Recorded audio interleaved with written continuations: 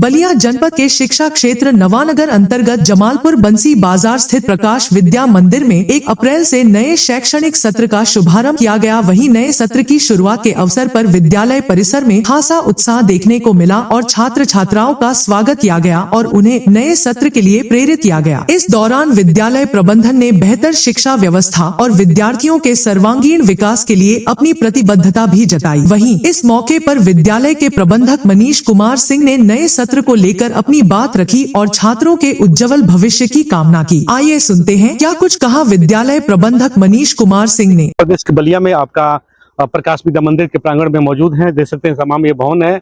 यहाँ पर नए सत्र की शुरुआत की गई है और सर से बात करने का हम पूरा प्रयास करेंगे कि देखा जाए कि सर इस सत्र में विशेष और बच्चों के लिए क्या दे रहे हैं, उनसे बात करने का हम पूरा प्रयास करते हैं। नमस्कार, एनएचटी में आपका स्वागत है। जिससे आपको सबको पता है कि नए सत्र की शुरुआत 1 अप्रैल से की जा रही है और शुरुआत हो भी गई है। जानने का प्रयास करें कि आज मौजूद है प्रकाश विद्या मंदिर के प्रांगण में। सर से जानने का प्रयास करेंगे इस सत्र में बेहतर से बेहतर शिक्षा किस प्रकार दे रहे हैं और बच्चों के अभिभावकों से क्या कुछ कहेंगे। एनएचटी में आपका स्वागत है। बहुत बहुत धन्यवाद सर, आपके विद्यालय में आने के लिए। जी, विद्यालय परिवार आपका हार्दिक स्वागत करता है। जी, बहुत ही अच्छी पहल है आपकी कि आप जो है विद्यालय में जा रहे हैं, विद्यालय के व्यवस्था प्रमुखों से राय ले रहे हैं कि किस प्रकार से कार्य चल रहा है। जी, इससे जो है हमारे क्षेत्र के अभिभावकों को बहुत ही सुविधा मिलेगी ये जानने में पहचानने में कि कौन सा विद्यालय उनके बच्चों के लिए अच्छा होगा और क्यों अच्छा होगा। सर्वप्रथम आपसे जानने का प्रयास करेंगे कि जब दाखिला अपने बच्चों को सर अभिभावक लोग कराएंगे तो किन बातों पर ध्यान रखेंगे। सबसे पहले तो अपने बच्चों का दाखिला आप चाहे किसी विद्यालय में कराना चाहें, उसके लिए हमारे अभिभावक बंधु को यह विशेष ध्यान देना चाहिए कि विद्यालय जो है वो मान्यता प्राप्त है कि नहीं, सरकार के मापदंडों पर वो खरा है कि नहीं, वहाँ के जो टीचर्स हैं, वहाँ के जो फैकल्टी हैं, जो सुविधाएं हैं वो बच्चों के अनुकूल हैं कि नहीं। उन्हें किसी विद्यालय में नामांकन कराने से पूर्व विद्यालय पर पहुँचना चाहिए। वहाँ के जो टीचर्स हैं, वहाँ के जो प्रधानाचार्य हैं, जो मैनेजर हैं, उनसे मिलना चाहिए और समझना चाहिए कि भाई क्या क्या व्यवस्थाएं आप हमारे बच्चों को मुहैया करा रहे हैं, किस प्रकार से बच्चों का पठन पाठन हो रहा है, क्या करिकुलम है वहाँ का। इन सारी चीज़ों को ध्यान में रखते हुए बहुत ही सोच समझ के बच्चों का नामांकन कराना चाहिए। जब अभिभावक जुड़ता है किसी विद्यालय से, किसी कहने पे या किसी की जानकारी होती है या सोशल मीडिया पर खबरें चलती है कि विद्यालय अच्छा है या उसकी डिग्री दिखने को मिलती है, तो जब अभिभावक होता है विद्यालय में तो समझ नहीं पाता है कि हम सर से कैसे बात करें, या कुछ ऐसे मिडिल क्लास के लोग होते हैं जो अपने बच्चों को नामांकन करना चाहते हैं। इस सत्र में आप बेहतर से बेहतर चीज़ क्या देने वाले हैं और अभिभावकों से कैसे कहना चाहेंगे आप। जी देखिए, वैसे तो विद्यालयों का नामांकन जो है हमारे यहाँ जो रजिस्ट्रेशन फॉर्म का भरना शुरू हो गया था आपका 15 जनवरी से। जी, जो नर्सरी क्लास में नामांकन है वो हमारा उसी समय से चल रहा है और नामांकन अभी जारी है, नामांकन हो भी चुके हैं जी, और दिन प्रतिदिन नामांकन आ रहे हैं। जी, और आज जो है प्रवेशोत्सव के संबंध में आज विद्यालय में कार्यक्रम आयोजित किया गया था, क्योंकि आज सत्र का पहला दिन है 2026-27 का। इसमें बच्चों का विद्यालय में काफी हर्षोल्लास के साथ उनका स्वागत किया गया।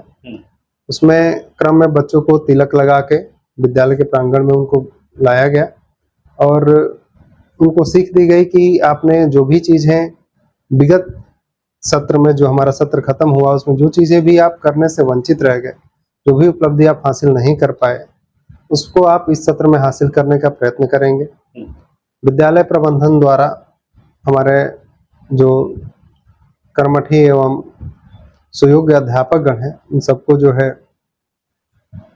छोटे छोटे पौधे दिए गए। उस पौधों देने के माध्यम से यह संदेश दिया गया कि जिस प्रकार से एक छोटा पौधा होता है, उसी प्रकार से हमारे ये बच्चे हैं, इनको हमें उतनी ही देखभाल देनी होगी जितना हम एक छोटे पौधे को देते हैं। जी, इस माध्यम से हमारे अध्यापकों को भी उस चीज को संदेश दिया गया कि जिस प्रकार से आपने पिछले कुछ सत्रों में विद्यालय का सहयोग किया है, बच्चों को अच्छी शिक्षा दी है, जिसके वजह से विद्यालय आज काफी आगे बढ़ रहा है, उसी चीज को आप जारी रखेंगे और बच्चों को अनुशासन सहित और संस्कार युक्त शिक्षा देने का कार्य करेंगे। नए सत्र में नए सत्र में क्या आप देने वाले हैं, जिससे घर में बच्चे 3 हैं, मिडिल क्लास के लोग हैं, सरकार के तमाम महत्वाकांक्षी योजनाएं चल भी रही हैं, उसके तहत आप क्या दे रहे हैं। जो नए अभिभावक जुड़ेंगे उनके लिए जानना चाहेंगे कि आपके विद्यालय में क्या फैसिलिटी मिलती है, क्या व्यवस्था दी जा रही है, गरीब बच्चों के लिए क्या व्यवस्था है। जी देखिए, विगत कई सालों से आपके अपने विद्यालय में बालिकाओं हेतु विशेष जो है 8 मार्च अंतर्राष्ट्रीय महिला दिवस के अवसर पर